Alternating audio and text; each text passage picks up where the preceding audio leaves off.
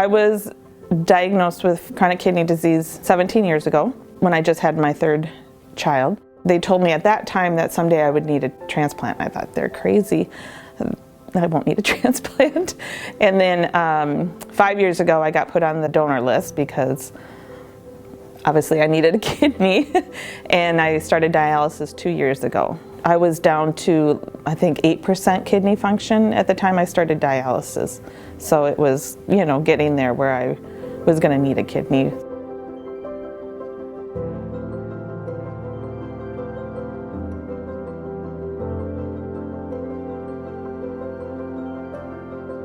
I think pretty much anybody who knows me knows my story just because my daughters put a lot of it out on social media, and CentraCare shared my story in April during Donor Month. Last year, April. I read her story and I was very moved by it. I thought a lot about it, and I actually went home and talked to my husband about it after I read it that day.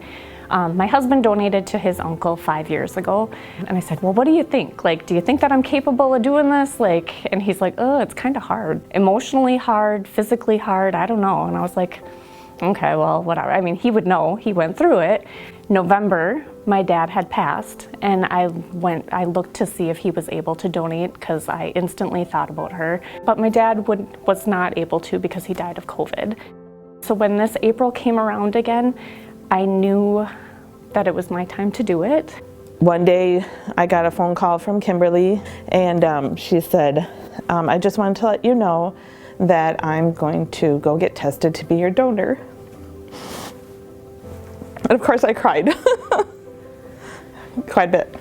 I'm thinking, who is this angel? She doesn't even know me, except for talking about work stuff, that she would be willing to donate a part of her body, which to me is like the biggest thing anybody could do for somebody. I had a parent taken away from me, and her family already has, and I didn't want them to have another one. I think a lot of people think that you have to be an exact match to donate, and you don't. There was something about her blood that my blood or whatever didn't like.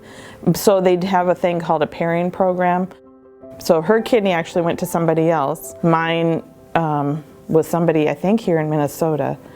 4 people got kidneys because of her donating to me and us, and it working out for the 8 of us.